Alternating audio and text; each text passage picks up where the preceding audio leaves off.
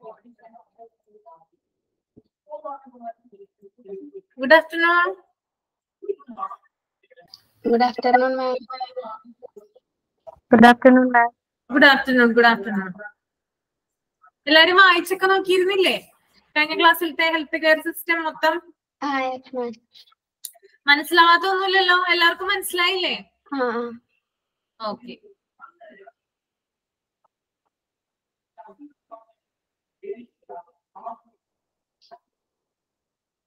അപ്പൊ ഒന്ന് പറഞ്ഞേ, നിങ്ങള് സബ് സെന്റർ ഒന്ന് പറഞ്ഞേ, സബ് സെന്ററിന്റെ സ്പെഷ്യാലിറ്റീസ് പറഞ്ഞേ.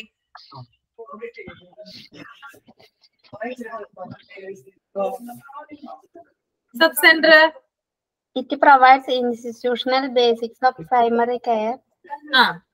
It performs basic medical service and immunization. Temporary structure. To workers. Treat 5,000 individuals. Okay. Ini PHC specialties on the PHC. PHC are usually small. 1-2 qualified doctors, 14 paramedics and support staff. PHC are in charge of 6 sub-centers each. PHC serves 13,000 people. In CHC or community health center, secondary sector of Indian healthcare system. One CHC serving 4 PHC. CHC serves 1,20,000 people. The CHC have at least 30 beds in operation, laboratory, X-ray facilities for medical specialists. Okay.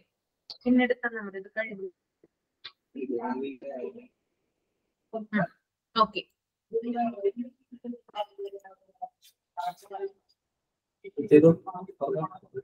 Slide.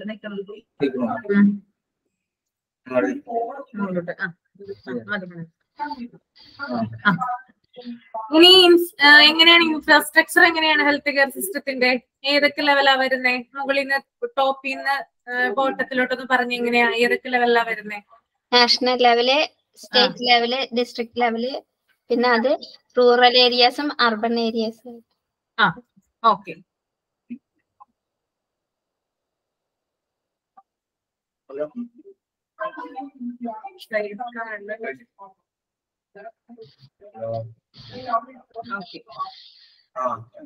Okay, ഇനി നമുക്ക് അടുത്തത് നോക്കാം. Hospital functions ആണ് കേട്ടോ. Hospital ഫങ്ഷൻസില് ഇൻട്രാമ്യൂറലും ഉണ്ട്, എക്സ്ട്രാമ്യൂറലും ഉണ്ട്. അതിനകത്ത് ഫസ്റ്റ് വൺ ഇൻട്രാമ്യൂറൽ ആണ്. ഇൻട്രാമ്യൂറൽ എന്ന് പറയുന്നത് service within the wall of hospital, അതായത് ഒരു ഹോസ്പിറ്റലിന്റെ ഉള്ളിൽ നടക്കുന്ന ഫങ്ഷൻസിനെയാണ് എന്ന് പറയുന്നത് ഇൻട്രാമ്യൂറൽ എന്ന് പറയുന്നത്. അപ്പൊ എക്സ്ട്രാമ്യൂറൽ എന്തായിരിക്കും? എക്സ്ട്രാമ്യൂറല് ഹോസ്പിറ്റലിന് പുറത്ത് ഹോസ്പിറ്റലിന് പുറത്ത് നടക്കുന്ന ഫംഗ്ഷൻസിന്, അല്ലെങ്കിൽ ഹോസ്പിറ്റലിന് പുറത്ത് കൊടുക്കുന്ന ഫംഗ്ഷൻസിനെയാണ് എന്ത് പറയുന്നത്? എക്സ്ട്രാമ്യൂറൽ ഫംഗ്ഷൻ എന്ന് പറയുന്നത്. അപ്പോ 2 തരത്തിലുള്ള ഫംഗ്ഷൻസ് ഉണ്ട്.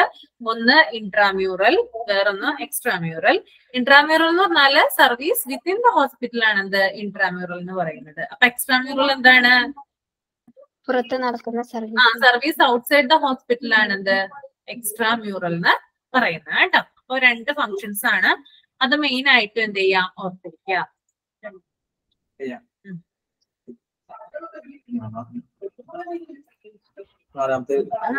അത് എടുത്തു തീർന്നിട്ടില്ല, പിന്നെ എടുത്താ മതി. ഓക്കെ. അപ്പൊ ഫസ്റ്റ് വൺ ഇൻട്രാമ്യൂറൽ ആണ് പറയുന്നത് കേട്ടോ. ഇൻട്രാമ്യൂറൽ, അതിനകത്ത് ഇൻട്രാമ്യൂറൽ എന്ന് പറഞ്ഞാൽ ഹോസ്പിറ്റലിന്റെ ഉള്ളിൽ നടക്കുന്ന എന്തൊക്കെ ഫംഗ്ഷൻ ആണ് ഹോസ്പിറ്റലിന്റെ ഉള്ളിൽ നടക്കുന്നതെന്നാണ് നമ്മൾ ഇതിനകത്ത് നോക്കാൻ പോകുന്നത് കേട്ടോ. Okay. First one is restorative ആണ്. റിസ്റ്റോറേറ്റീവ് എന്ന് പറഞ്ഞാല് അതിനകത്ത് ഫസ്റ്റ് വൺ വരുന്നത് ഡയഗ്നോസ്റ്റിക് ആണ്. Diagnostic means these consist of the inpatient service involving These consist of the inpatient service involving medical, surgical and other specialities and special diagnostics. Okay, അതായത് ഹോസ്പിറ്റലിന്റെ ഉള്ളിലാണ് എന്ത് നടക്കുന്നത്, രോഗനിർണയത്തിനുള്ള കാര്യങ്ങളൊക്കെ ചെയ്യുന്നത് അല്ലെ. അതിന് ഡയഗ്നോസ്റ്റിക് വന്നത് കൊണ്ട് ഉദ്ദേശിക്കുന്നത്. ഓക്കെ, അപ്പോ മെഡിക്കലായിട്ടും അതുപോലെ തന്നെ സർജിക്കലായിട്ടും അതുപോലെ തന്നെ മറ്റ് പല സ്പെഷ്യൽ ആയിട്ടുള്ള പ്രത്യേക തരത്തിലുള്ള രോഗനിർണയങ്ങളൊക്കെ നടത്തുന്നത് ഹോസ്പിറ്റലിന്റെ ഉള്ളിൽ വെച്ചിട്ടാണ് കേട്ടോ. അപ്പൊ രോഗനിർണയവുമായി ബന്ധപ്പെട്ടിട്ടുള്ള ഇതെന്ന് പറഞ്ഞാല് അത് ഇൻട്രാമ്യൂറൽ ഫംഗ്ഷൻ ആണ് കേട്ടോ. റിസ്റ്റോറേറ്റീവ് എന്ന് പറഞ്ഞാല് എന്താ പറയാ, ഇപ്പോ എന്താ പറയാ അതായത് പുനരധിവാസത്തിൽ, അതായത് വീണ്ടും ഇതാക്കുക എന്നുള്ളതാണ് അർത്ഥം കേട്ടോ. അതായത് വീണ്ടും തിരിച്ചുകൊണ്ട് വരിക, റിസ്റ്റോറേറ്റീവ് എന്ന് പറഞ്ഞാൽ അങ്ങനെയാ ഉദ്ദേശിക്കുന്നത്. അപ്പൊ ആദ്യത്തേത് ഡയഗ്നോസ്റ്റിക് ആണ്, അത് രോഗനിർണയമാണ്. രോഗനിർണയവുമായി ബന്ധപ്പെട്ട എല്ലാ കാര്യങ്ങളും ചെയ്യുന്നത് ഹോസ്പിറ്റലിന്റെ ഉള്ളിലാണെന്ന് ഓർത്തിരിക്കുക കേട്ടോ. മനസ്സിലാവുന്നില്ലേ പറയുന്നേ? ഓക്കെ, ഇനി രണ്ടാമത്തത് ബി ആണ്, ക്യൂറേറ്റീവ് കേട്ടോ. ക്യൂറേറ്റീവ് എന്ന് പറഞ്ഞാൽ ട്രീറ്റ്മെന്റ് ഓഫ് ഓൾ ഇൽനെസ്, അതായത് എല്ലാ തരത്തിലുമുള്ള രോഗങ്ങൾക്കുള്ള ചികിത്സ എവിടെയാണ് കിട്ടുന്നത്? ഹോസ്പിറ്റലിന്റെ ഉള്ളിലാണ് കിട്ടുന്നത് അല്ലെ. നമ്മള് ഡോക്ടറിനെ കൺസൾട്ട് ചെയ്യുകയും നമുക്ക് മരുന്നൊക്കെ തരുന്നത് എവിടെ വെച്ചിട്ട് തന്നെയാണ്? ഹോസ്പിറ്റലിന്റെ ഉള്ളിൽ വെച്ചിട്ട് തന്നെയാണ് അല്ലെ. അപ്പൊ എല്ലാ തരത്തിലുമുള്ള അസുഖങ്ങൾക്കുള്ള ചികിത്സ നടത്തുന്നത് എവിടെയാണ്? അത് ഹോസ്പിറ്റലിന്റെ ഉള്ളിലാണ്. ഇനി റിഹാബിലിറ്റേറ്റീവ് എന്ന് പറഞ്ഞാൽ എന്താണ്? പുനരുജ്ജീവിപ്പിക്കുക അല്ലെങ്കിൽ പുനരധിവസിപ്പിക്കുക എന്നൊക്കെ പറയില്ലേ, അതാണ്. അതായത് physical, mental and social rehabilitation. അതായത് ഒരാൾക്ക് ഒരു രോഗം വന്നു കഴിഞ്ഞാല് അയാളുടെ ബോഡി അതുപോലെ അയാളുടെ മൈൻഡ് ഒക്കെ എന്തായിരിക്കും? വീക്ക് ആയിട്ടുള്ള ഒരവസ്ഥയിലായിരിക്കും ഉണ്ടായിരിക്കുക. അപ്പോ ആ ആളെ പഴയ കണ്ടീഷനിലേക്ക് തിരിച്ചു കൊണ്ടുവരിക എന്നാണ് അർത്ഥം കേട്ടോ. അതായത് ഒരാൾക്ക് രോഗം വന്നു കഴിഞ്ഞാൽ ഹോസ്പിറ്റലിൽ വരും അല്ലെ. ഹോസ്പിറ്റലിൽ വന്നിട്ട് എന്ത് ചെയ്യും? അയാൾ ഡോക്ടറെ കൺസൾട്ട് ചെയ്യും, ട്രീറ്റ്മെന്റ് എടുക്കുക ഹോസ്പിറ്റലിൽ. അപ്പൊ അയാളുടെ ബോഡി എന്ന് പറയുന്നത്, രോഗാവസ്ഥയിലുള്ള അയാളുടെ ബോഡി മൈൻഡ് എന്നൊക്കെ പറയുന്നത് വളരെ വീക്ക് ആയിട്ടുള്ള ഒരു സ്റ്റേജിലായിരിക്കും ഉണ്ടാവുക. ആ അവസ്ഥയിൽ നിന്ന് ഹോസ്പിറ്റൽ എന്ത് ചെയ്യും? അയാൾക്ക് വേണ്ടിയുള്ള ട്രീറ്റ്മെന്റ് കൊടുത്തിട്ട് അയാളെ വീണ്ടും എന്ത് ചെയ്യും? പഴയ അയാളുടെ ആരോഗ്യസ്ഥിതിയിലേക്ക് തിരിച്ചു കൊണ്ടുവരും. അതാണ് കേട്ടോ ഇവിടെ ഉദ്ദേശിക്കുന്നത്. അത് ഫിസിക്കൽ ആവാം അല്ലെ, ശാരീരികമായിട്ട് പഴയ അവസ്ഥയിലേക്ക് ആകാം, അല്ലെങ്കിൽ മെന്റലി അയാളെ മുമ്പത്തെ അവസ്ഥയിലേക്ക് കൊണ്ടുവരുന്നതാകാം. പിന്നെ അതാണ് സോഷ്യൽ റിഹാബിലിറ്റേഷൻ കൂടി ഇവിടെ ഉദ്ദേശിക്കുന്നുണ്ട്. അതായത് പല പല രോഗങ്ങളൊക്കെ വരുമ്പോൾ, ഇപ്പൊ ഫോർ എക്സാമ്പിൾ പറയുകയാണെങ്കിൽ സാംക്രമിക രോഗങ്ങളൊക്കെ ഇപ്പൊ നിപ്പ, കൊറോണ അങ്ങനെയുള്ള രോഗങ്ങളൊക്കെ വരുമ്പോ എന്താ ഉണ്ടാവുക? അതായത് രോഗികൾ എന്ത് ചെയ്യും? ആളുകളിൽ നിന്ന് കമ്മ്യൂണിക്കേറ്റ് ചെയ്യാനായിട്ട് പേടിച്ച് നിൽക്കാൻ ഉണ്ടാവുക. അതായത് കുറച്ചുകൂടി എന്ത് ചെയ്യും? ഇൻട്രോവേർട്ട് ആവുക ചെയ്യുക. അതായത് ഉൾവലിഞ്ഞൊരു സ്വഭാവം ഉണ്ടാവും. കാരണം ആളുകളുമായിട്ട് അധികം കോണ്ടാക്ട് ചെയ്യാനുള്ള ഒരു ഇതുണ്ടാവില്ല അവർക്ക് അവിടെ. അങ്ങനെയുള്ള ഇങ്ങനെ റെയർ ആയിട്ടുള്ള രോഗങ്ങളൊക്കെ ബാധിച്ചു കഴിഞ്ഞാലും അവരൊരു പ്രത്യേക റൂമിൽ താമസിപ്പിച്ചിട്ടൊക്കെ ആയിരിക്കും ട്രീറ്റ്മെന്റ് എടുക്കുന്നത്. ഇങ്ങനെയുള്ള രോഗികൾ എന്ന് പറഞ്ഞാൽ അവർക്ക് ഭയങ്കരമായിട്ട് സ്ട്രെസ് ഉണ്ടാകും. കാരണം എല്ലാവരും തങ്ങളെ ഒറ്റപ്പെടുത്തുന്നു എന്നുള്ള ഒരു ചിന്ത അവർക്ക് എപ്പോഴും ഉണ്ടാകും. കാരണം ആളുകളുമായിട്ടും സ്വന്തം ഫാമിലി ആയിട്ട് പോലും എന്ത് ചെയ്യാൻ പറ്റില്ല, ഇങ്ങനെയുള്ള രോഗങ്ങളൊക്കെ വന്നാല് ഇന്ററാക്ട് ചെയ്യാനായിട്ട് ബുദ്ധിമുട്ടായിരിക്കുള്ളൂ. അപ്പൊ ഇങ്ങനെയുള്ള ഒരു അവസ്ഥയിൽ എന്താണ്? അവരെ പറഞ്ഞ് മനസ്സിലാക്കുകയാണ് ചെയ്യുന്നത്. ഡോക്ടർമാരായാലും നഴ്സുമാരായാലും അവരുമായിട്ട് എപ്പോഴും കമ്മ്യൂണിക്കേറ്റ് ആവുന്നത്, ഇങ്ങനെയുള്ള രോഗങ്ങളൊക്കെ വരുന്നവരുമായിട്ട് എപ്പോഴും കമ്മ്യൂണിക്കേഷൻ ഉണ്ടാവുക ഇങ്ങനെ ഡോക്ടേഴ്സ് നഴ്സുമാരൊക്കെ ആയിട്ടായിരിക്കുള്ളൂ. അപ്പൊ ഈ ഡോക്ടർമാരും നഴ്സുമാരും എന്നൊക്കെ പറയുന്നത് ഹോസ്പിറ്റലിന്റെ ഒരു ഭാഗം തന്നെയാണ്. അപ്പൊ എന്താണ് അവരാ പറഞ്ഞു കൊടുക്കുന്നത്? എന്ത് പറഞ്ഞു കൊടുക്കുന്നു? നിങ്ങളുടെ രോഗം പതിയെ പതിയെ ഭേദമാകും, അത് കഴിഞ്ഞാൽ നിങ്ങൾക്ക് നിങ്ങളുടെ ഫാമിലിയെ കാണാം, നിങ്ങൾക്ക് പുറത്തുള്ള സൊസൈറ്റിയുമായിട്ട് കമ്മ്യൂണിക്കേറ്റ് ചെയ്യാം, അങ്ങനെ യാതൊരു പ്രശ്നങ്ങളും ഇല്ല എന്നൊക്കെ പറഞ്ഞിട്ട് അവരെ മനസ്സിലാക്കി കൊടുക്കുന്നത് ആരാണ്? ഈ ഹോസ്പിറ്റല് തന്നെയാണ്. അതുകൊണ്ടാണ് ഇവിടെ എന്ത് പറയുന്നത്? റിഹാബിലിറ്റേറ്റീവില് physical, mental and social rehabilitation വരുന്നത്. ഓക്കെ, ക്ലിയർ ആയോ? ഓക്കെ, ഇനി ഡി എന്താണെന്ന് നോക്കാം. ഡി എന്ന് പറയുന്നത് കെയർ ഓഫ് എമർജൻസീസ് ആണ്, accidents as well as diseases. അതായത് പെട്ടെന്നുള്ള, അതായത് ആക്സിഡന്റ് അതുപോലെ തന്നെ ഗുരുതരമായിട്ടുള്ള രോഗങ്ങളൊക്കെ വരുമ്പോ എന്താണ് അവര് അതിന് പ്രത്യേകം പ്രയോറിറ്റി നൽകിയിട്ട് ട്രീറ്റ്മെന്റ് ചെയ്യുന്നു. അതാണ് പറയുന്നത്. അതായത് എമർജൻസി ഘട്ടങ്ങളിലുള്ള പേഷ്യൻസിനെ പെട്ടെന്ന് അവരുടെ പ്രയോറിറ്റി അനുസരിച്ച് എന്ത് ചെയ്യുന്നുണ്ട്? അവരെ ട്രീറ്റ് ചെയ്യുന്നുണ്ട്. ഓക്കെ, ഇപ്പോ നമുക്കറിയാം ഒരു ആക്സിഡന്റ് പറ്റിയെന്ന് വിചാരിക്കാം. ഒരു ആക്സിഡന്റ് പറ്റിക്കഴിഞ്ഞാല് എന്താ ഉണ്ടാവുക? പെട്ടെന്ന് ഇത് വരികയാണ്. ഇപ്പൊ ഒരു നോർമൽ ഒരു ഗവൺമെന്റ് ഹോസ്പിറ്റലിന്റെ കേസ് എടുത്തു കഴിഞ്ഞാല് ആക്സിഡന്റ് ആയിട്ട് ഒരാൾ വരികയാണ്. അങ്ങനെ വന്നു കഴിയുമ്പോൾ കാഷ്വാലിറ്റിയിലാണല്ലോ അയാളെ പ്രവേശിപ്പിക്കുക. പക്ഷെ കാഷ്വാലിറ്റിയിൽ ഓൾറെഡി എന്താണ് ഒരു ഡോക്ടർ ഉണ്ട്, അവിടെ ധാരാളം പേഷ്യൻസ് എന്ത് ചെയ്യുന്നുണ്ട്? ഡോക്ടറെ കാണാനായിട്ട് വെയിറ്റിംഗ് ആണ്. പക്ഷെ ഡോക്ടർ എന്താ ചെയ്യുക? ഈ പേഷ്യൻസിനെ നോക്കോ അല്ലെങ്കിൽ ആക്സിഡന്റ് ആയിട്ടുള്ള പേഷ്യൻസിനെ നോക്കോ? ആക്സിഡന്റ് ആയിട്ട് പെട്ടെന്ന് പേഷ്യന്റിനെ നോക്കാനായിട്ട് പെട്ടെന്ന് ഡോക്ടർ കാഷ്വാലിറ്റിന്ന് ഇട്ട് പോകും അല്ലെ. അതെന്തുകൊണ്ടാ? അതായത് ആ ഒരു അവിടെ പ്രയോറിറ്റി കൊടുക്കുന്നത് ആക്സിഡന്റ് കേസിനും ക്രിട്ടിക്കൽ ആയിട്ടുള്ള ഡിസീസസിനുമാണ്. അങ്ങനെ വരുന്ന രോഗികൾക്കാണ് അവിടെ കൂടുതൽ ഇമ്പോർട്ടൻസ് കൊടുക്കുന്നത്. അതാണ് ഇവിടെ പറയുന്നത് കെയർ ഓഫ് എമർജൻസീസ് എന്ന് പറഞ്ഞാൽ കേട്ടോ. അപ്പൊ ഇതൊക്കെ നടക്കുന്നത് എവിടെ തന്നെയാണ്? ഹോസ്പിറ്റലിന്റെ ഉള്ളിൽ നടക്കുന്ന ഫംഗ്ഷൻ ആണ് കേട്ടോ. അതും റിസ്റ്റോറേറ്റീവിലാണ് പെടുന്നതെന്ന് ഓർത്ത് വെക്കുക. അപ്പൊ ഡയഗ്നോസ്റ്റിക് ഉണ്ട്, ക്യൂറേറ്റീവ് ഉണ്ട്, റിഹാബിലിറ്റേറ്റീവ് ഉണ്ട്, കെയർ ഓഫ് എമർജൻസീസ് ഉണ്ട്. ഓക്കെ, ഇനി നെക്സ്റ്റ് വൺ എന്ന് പറയുന്നത് പ്രിവെന്റീവ് ആണ്. പ്രിവെന്റീവ് നോക്കാം നമുക്ക്. എങ്ങനെയാണ് പ്രിവെന്റീവ് എന്ന് പറഞ്ഞാൽ പ്രതിരോധപരമായിട്ടുള്ള എന്തൊക്കെ പ്രതിരോധ പ്രവർത്തനങ്ങളാണ് ഹോസ്പിറ്റലിനുള്ളിൽ നടക്കുന്നത്? ഫസ്റ്റ് വൺ ഈ supervision of normal pregnancies and child birth. എന്താ പറയുന്നത്? അതായത് സൂപ്പർവിഷൻ ഓഫ് നോർമൽ പ്രഗ്നൻസീസ്, അതായത് നോർമൽ പ്രഗ്നൻസീസിനും അതുപോലെ തന്നെ ചൈൽഡ് ബർത്തിനും എന്ത് ചെയ്യുന്നുണ്ട്? മേൽനോട്ടം വഹിക്കുന്നുണ്ട്. അതായത് ഹോസ്പിറ്റലിൽ പ്രഗ്നന്റ് ആയിട്ടുള്ള ഒരു ലേഡി വന്നു കഴിഞ്ഞാൽ ആ ലേഡിയെ അവരുടെ ആ ഒരു ഫസ്റ്റ് മന്ത് തുടങ്ങി അവരുടെ ഡെലിവറി ടൈം വരെ എന്ത് ചെയ്യുന്നുണ്ട്? അവരെ ശുശ്രൂഷിക്കുന്നുണ്ട്, അവരെ നോക്കുന്നുണ്ട്. പിന്നെ പ്രഗ്നൻസി ഡെലിവറി സമയത്ത് എന്ത് ചെയ്യുന്നുണ്ട്? അവർക്ക് വേണ്ടിയിട്ടുള്ള ഗൈഡ് ലൈൻ സൂപ്പർവിഷൻ കൊടുക്കുന്നുണ്ട്. അതുപോലെ തന്നെ കുട്ടി ഉണ്ടാകുമ്പോൾ അതല്ലേ ഡെലിവറിക്ക് ശേഷം കുട്ടി ഉണ്ടാകുമ്പോൾ അവരുടെ സംരക്ഷണം ഒക്കെ നടത്തുന്നത് ആര് തന്നെയാണ്? ഈ ഹോസ്പിറ്റലിന്റെ ഫംഗ്ഷൻ ആണ് ഇതൊക്കെ കേട്ടോ. ഹോസ്പിറ്റലിന്റെ ഇൻട്രാമ്യൂറൽ ഫംഗ്ഷനിലാണ് എന്ത് വരുന്നത്? നോർമൽ പ്രഗ്നൻസീസും അതുപോലെ തന്നെ ചൈൽഡ് ബർത്ത് ഒക്കെ വരുന്നത്. ഇനി രണ്ടാമത്തത് supervision of normal growth and development of children. അതുകൂടാതെ ഇപ്പൊ ഞാൻ പറഞ്ഞു ഒരു സാധാരണ കേസിൽ എന്താണ്? പ്രഗ്നന്റ് ആയിട്ടുള്ള ലേഡിക്ക് ആ ഒരു ഫസ്റ്റ് മന്ത് തുടങ്ങി അവരുടെ ഡെലിവറി ടൈം വരെയുള്ള കാര്യങ്ങളൊക്കെ ഹോസ്പിറ്റലിൽ നോക്കുന്നുണ്ട്. അത് ഹോസ്പിറ്റലിലെ ഫംഗ്ഷൻ ആണ്. കൂടാതെ കുട്ടി ജനിച്ചതിന് ശേഷമുള്ള കാര്യങ്ങൾ അവർ നോക്കുന്നുണ്ട്. അതുകൂടാതെ ആ കുട്ടിയുടെ ഒരു നോർമൽ ഗ്രോത്ത് അല്ലെ. ഇപ്പോ ഫോർ എക്സാമ്പിൾ പറയുകയാണെങ്കിൽ ഒരു കുട്ടി ജനിച്ച് ഒരു 5 വയസ്സാവുന്നത് വരെ എന്താണ്? ആ കുട്ടിക്ക് 5 വയസ്സ് അല്ലെങ്കിൽ 15 വയസ്സാവുന്നത് 5 വയസ്സ് വരെയാണ് കൃത്യം. പോളിയോ ഒക്കെ കൊടുക്കുന്നത് 5 വയസ്സ് വരെ അല്ലേ? മറ്റേ നമ്മുടെ വാക്സിനേഷനും കാര്യങ്ങളും 15 വയസ്സ് വരെയാണ് കൊടുക്കുന്നത്. അത് അധികം വരുന്നില്ല. എന്നാലും 5 വയസ്സ് വരെയുള്ള കുട്ടികൾക്ക് നോർമലായിട്ട് എന്താണ് പോളിയോവും മറ്റും കൊടുക്കണം. അതുപോലെ തന്നെ പ്രോപ്പർ ആയിട്ട് കുഞ്ഞ് നവജാത ശിശുക്കളാണെങ്കിൽ അവർക്ക് കുത്തിവയ്പ്പുകളൊക്കെ ഉണ്ട്. അപ്പൊ ഇതൊക്കെ എന്താണ്? ഇതിനൊക്കെ മേൽനോട്ടം വഹിക്കുന്നത് ആരാണ്? ഈ ഹോസ്പിറ്റൽ തന്നെയാണ്. ഹോസ്പിറ്റലിന്റെ ഫംഗ്ഷൻ ആണ് ഒരു കുട്ടിയുടെ ജനനം മുതൽ ആ കുട്ടിയുടെ വളർച്ചയിലുള്ള എല്ലാ കാര്യങ്ങളും ശ്രദ്ധിക്കേണ്ടത്, അതിന് മേൽനോട്ടം വഹിക്കേണ്ടത് ആര് തന്നെയാണ്? അത് ഹോസ്പിറ്റൽ തന്നെയാണ്. എല്ലാ തരത്തിലും ആ കുട്ടിയുടെ മാതാപിതാക്കൾക്ക് നിർദ്ദേശം കൊടുക്കുന്നത് അല്ലെ. ഇപ്പൊ ഇന്ന സമയത്ത് കുത്തിവെക്കണം, ഇന്ന സമയത്ത് പോളിയോ കൊടുക്കണം, അങ്ങനെയുള്ള നിർദ്ദേശങ്ങളൊക്കെ കൊടുക്കുന്നത് ആര് തന്നെയാണ്? ഹോസ്പിറ്റൽ തന്നെയാണ്. അപ്പൊ ഇതും എന്ത് തന്നെയാണ്? ഹോസ്പിറ്റലിന്റെ പ്രിവെന്റീവ് ഫംഗ്ഷനിൽ പെടുന്നതാണ്. ഇനി മൂന്നാമത്തേത് control of communicable disease, prevention of prolonged illness. അതുകൂടാതെ ഞാൻ പറഞ്ഞു നേരത്തെ നിപ്പ, കൊറോണ അങ്ങനെയുള്ള രോഗങ്ങൾ എന്ന് പറഞ്ഞാല് കമ്മ്യൂണിക്കബിൾ ഡിസീസസ് ആണ്, സാംക്രമിക രോഗങ്ങളാണ് അല്ലെ, പെട്ടെന്ന് പടർന്നു പിടിക്കുന്ന രോഗങ്ങളാണ് അതൊക്കെ.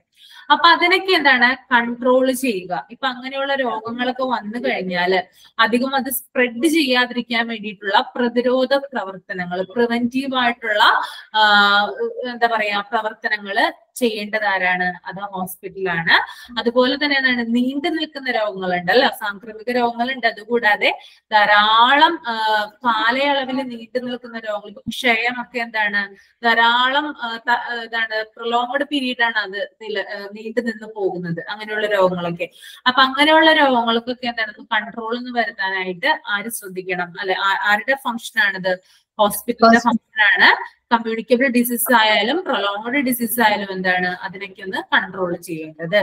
ഓക്കെ, ഇനി ഹെൽത്ത് എഡ്യൂക്കേഷൻ. ഹെൽത്ത് എഡ്യൂക്കേഷൻ പിന്നെ ഒരു ഒക്യുപ്പേഷൻ, അത് രണ്ടുമാണ് ലാസ്റ്റത്തെ പോയിന്റ് പറയുന്നത്. ഹെൽത്ത് എഡ്യൂക്കേഷൻ എന്ന് പറഞ്ഞാൽ നിങ്ങൾക്ക് അറിയായിരിക്കും, ഇപ്പൊ കൊറോണ ഒക്കെ വരുന്ന ഒരു സമയത്ത് അല്ലെങ്കിൽ നിപ്പയൊക്കെ വരുന്ന സമയത്ത് നമ്മുടെ ഹോസ്പിറ്റലുകളിൽ എന്തുണ്ട്? ബ്രോഷേഴ്സും പോസ്റ്റേഴ്സും ഒക്കെ ഒട്ടിച്ചു വെച്ചിട്ടുണ്ടാവും അല്ലെ. ഇപ്പൊ കൊറോണയാണ് വന്നിട്ടുണ്ട്, കൊറോണയുടെ ആ ഒരു ടൈം പീരീഡ് ആണെന്നുണ്ടെങ്കിൽ നമുക്ക് കാണാനായിട്ട് സാധിക്കും. നമ്മൾ ഹോസ്പിറ്റലിൽ ചെന്ന് കഴിഞ്ഞാൽ നമുക്ക് അവിടെ ഇവിടെ എന്ത് ചെയ്യാൻ പറ്റും? പോസ്റ്ററുകൾ കാണാൻ പറ്റും അല്ലെ. എന്താണ്? അതായത് അതായത് ഹാൻഡ് വാഷ് ഉപയോഗിച്ച് കൈ കഴുകുക, മാസ്ക് ശരിയായിട്ട് ധരിക്കുക, അങ്ങനെയൊക്കെ പറഞ്ഞാൽ നിങ്ങൾ കണ്ടിട്ടില്ലേ? പോസ്റ്ററുകൾ കണ്ടിട്ടില്ലേ ഹോസ്പിറ്റലുകളിൽ? അതൊക്കെ എന്തിന്റെ ഭാഗമാണ്? ഹെൽത്ത് എഡ്യൂക്കേഷന്റെ ഭാഗമാണ് കേട്ടോ. ഓക്കെ, അത് ഹോസ്പിറ്റലിൽ കൊടുക്കുന്ന ആരോഗ്യ വിദ്യാഭ്യാസത്തിന്റെ ഭാഗമായിട്ടാണ്. അങ്ങനെയുള്ള ജനങ്ങളിലേക്ക് എന്ത് ചെയ്യണം, ഇങ്ങനെയുള്ള പോസ്റ്ററുകളെ പൊട്ടിച്ച് അവർക്ക് എന്ത് ചെയ്യണം, അവയർനെസ് സൃഷ്ടിക്കുക എന്നുള്ളത്. അതായത് ഈ രോഗത്തിനെ കുറിച്ചിട്ടുള്ള ഒരു എന്താ പറയാ സീരിയസ്നെസ്, അതിന്റെ ഒരു സീരിയസ്നെസ് ഈ രോഗികൾക്ക് മനസ്സിലാവണം. അതിനു വേണ്ടിയിട്ട് എന്ത് ചെയ്യണം, രോഗികൾ എന്ത് ചെയ്യണം, അല്ലെങ്കിൽ ആളുകൾ എന്ത് ചെയ്യണം, അതിനു വേണ്ടിയിട്ടുള്ള പ്രതിരോധ പ്രവർത്തനങ്ങൾ നടത്താൻ വേണ്ടിയിട്ടാണ് ഇങ്ങനെയുള്ള കാര്യങ്ങളൊക്കെ എന്ത് ചെയ്യുന്നത്, ഹോസ്പിറ്റലില് ചെയ്യുന്നത് കേട്ടോ, ഹെൽത്ത് എഡ്യൂക്കേഷൻ കൊടുക്കുന്നത്. ഇനി അതുപോലെ തന്നെ അത് മാത്രമല്ല കേട്ടോ, ഇനിയിപ്പോ കൊറോണ അത് മാത്രമല്ല, നമ്മളിപ്പോ പ്രോപ്പർ ആയിട്ട് എന്താ എക്സസൈസ് ചെയ്യേണ്ട ചില ഹോസ്പിറ്റലൊക്കെ ചെന്ന് കഴിഞ്ഞാൽ മതിലൊക്കെ ഒട്ടിച്ച് എഴുതിയിട്ടൊക്കെ ഉണ്ടാകും എന്താ, അതായത് പ്രോപ്പർ ആയിട്ട് ഡയറ്റ് ചെയ്യുക, പ്രോപ്പർ ആയിട്ട്, അതായത് അമിത പൊണ്ണത്തടി കുറയ്ക്കേണ്ട ആവശ്യകത, നമ്മുടെ ഡയറ്റില് പഴങ്ങൾ പച്ചക്കറികളൊക്കെ ധാരാളം ഉൾപ്പെടുത്തുക, എക്സസൈസ് ചെയ്യുക, നടക്കുക 1/2 മണിക്കൂർ, ഇതൊക്കെ നമ്മൾ ഹോസ്പിറ്റലിൽ ചെന്നാൽ കാണാനായിട്ട് സാധിക്കും. ഇതൊക്കെ എന്തിന്റെ ഭാഗമായിട്ടുള്ളതാണ്, ഹെൽത്ത് എഡ്യൂക്കേഷന്റെ ഭാഗമായിട്ട് ഹോസ്പിറ്റലിൽ കൊടുക്കുന്ന ഫംഗ്ഷൻ ആണ് കേട്ടോ. അങ്ങനെയൊക്കെ എഴുതി കാണുന്നത് ഫംഗ്ഷൻ ആണ്. ഒരു ഹോസ്പിറ്റലിൽ അവരുടെ കർത്തവ്യങ്ങളാണ് ആ ചെയ്യുന്നത് കേട്ടോ. ആ എഴുതി കാണിക്കുന്നതൊക്കെ അതിനകത്ത് പെടുന്നതാണ്. ഇനി നെക്സ്റ്റ് വൺ എന്ന് പറയുന്നത് ഒക്യുപ്പേഷൻ ആണ്. പിന്നെ എന്താണ്, അതായത് ഇവിടെ പറയുന്നത്, ഇവിടെ ഒക്യുപ്പേഷൻ എന്ന് ഉദ്ദേശിക്കുന്നത് എന്താണ്, അതായത് തൊഴിൽപരമായിട്ടുള്ള രോഗങ്ങൾ ചില വ്യക്തികൾക്ക് വരും. അതായത് ചില ആളുകൾക്ക് ഇപ്പോ കൽക്കരി ഖനികളിലൊക്കെ പണിയെടുക്കുന്ന ആളുകളെ ശ്രദ്ധിച്ചാൽ നിങ്ങൾക്ക് അറിയാൻ പറ്റും, അവർക്കൊക്കെ എന്താണ് തൊഴിൽജന്യമായിട്ടുള്ള രോഗങ്ങൾ ഉണ്ടാകും. ആ ഒരു പർട്ടിക്കുലർ മേഖലയില് ജോലി ചെയ്യുന്ന ആളുകൾക്ക് അതിനോടനുബന്ധിച്ച് എന്തുണ്ടാവും, പല രോഗങ്ങളും ഉണ്ടായേക്കാം. അപ്പൊ അങ്ങനെയുള്ള രോഗങ്ങൾക്കൊക്കെ എന്താണ് ട്രീറ്റ്മെന്റ് കൊടുക്കുന്നത് എവിടെ തന്നെയാണ്, ഹോസ്പിറ്റലിൽ തന്നെയാണ്. അപ്പൊ അതും എന്ത് തന്നെയാണ്, ഒക്യുപ്പേഷന്റെ ഭാഗമായിട്ടുള്ള ഈ കാര്യങ്ങളും എന്ത് തന്നെയാണ്, ഹോസ്പിറ്റലിൽ കൊടുക്കുന്ന ഫങ്ഷൻസ് ആണ്. ക്ലിയർ ആയോ? ഓക്കെ. ഇനി തേർഡ് വൺ എഡ്യൂക്കേഷൻ ആണ്. എഡ്യൂക്കേഷൻ നിങ്ങൾക്ക് അറിയാം, അതായത് ഹോസ്പിറ്റലിൽ ഇത്രയും കാര്യങ്ങൾ ചെയ്യുന്നുണ്ട് അല്ലെ, പല പല കാര്യങ്ങൾ ചെയ്യുന്നുണ്ട്, ട്രീറ്റ്മെന്റ് കൊടുക്കുന്നുണ്ട്, കുഞ്ഞുങ്ങൾക്കുള്ള വാക്സിനേഷനും കാര്യങ്ങളും അതൊക്കെ ചെയ്യുന്നുണ്ട്, എല്ലാ കാര്യങ്ങളും ചെയ്യുന്നുണ്ട്. അതുകൂടാതെ ഹോസ്പിറ്റലിൽ നടത്തുന്ന ഒന്നാണ് വിദ്യാഭ്യാസം കൊടുക്കുന്നുണ്ട് അല്ലെ. എങ്ങനെയാ വിദ്യാഭ്യാസം കൊടുക്കുന്നത് ഹോസ്പിറ്റലില്, എങ്ങനെയാണ് എഡ്യൂക്കേഷൻ കൊടുക്കുന്നത്?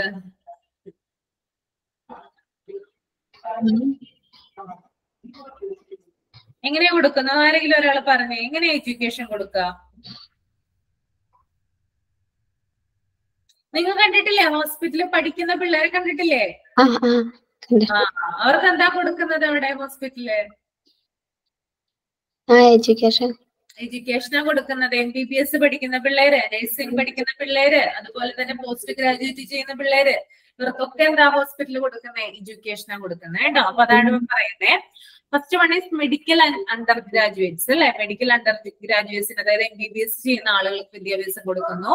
സ്പെഷ്യലിസ്റ്റ് ആൻഡ് പോസ്റ്റ് ഗ്രാജുവേറ്റ്സ്, അതുകൂടാതെ എന്താണ്, പോസ്റ്റ് ഗ്രാജുവേഷൻ ചെയ്യുന്ന ആളുകളുണ്ട് അല്ലെ. ഇപ്പൊ ഡോക്ടർക്ക് പഠിക്കാൻ വേണ്ടിയിട്ട് നമ്മുടെ PBS ഒക്കെ കഴിഞ്ഞിട്ട് പോസ്റ്റ് ഗ്രാജുവേഷൻ ചെയ്യുന്ന ആളുകളുണ്ട്, അവർക്ക് വിദ്യാഭ്യാസം കൊടുക്കുന്നു. നഴ്സിനും അതുപോലെ മിഡ് വൈഫ്സ്, നഴ്സസ് എന്ന് പറഞ്ഞാൽ നഴ്സുമാര് കുറെ പേര് പഠിക്കുന്നുണ്ട് അല്ലെ, ഹോസ്പിറ്റലുകളിൽ നഴ്സ് ആവാൻ വേണ്ടിയിട്ട് കുറെ സ്റ്റുഡൻസ് പഠിക്കുന്നുണ്ട്, അവർക്ക് വിദ്യാഭ്യാസം കൊടുക്കുന്നു.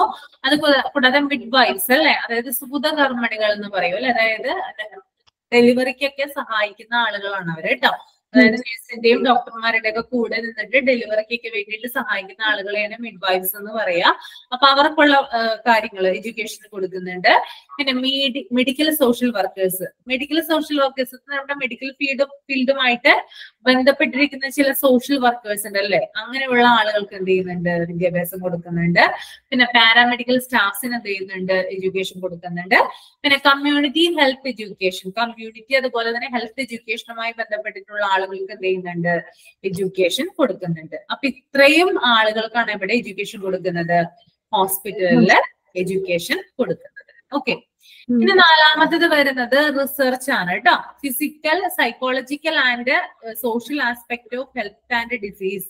ഓക്കെ. അതായത് റിസർച്ച് എന്ന് പറയുന്നത് എന്തൊക്കെ തരം, അതായത്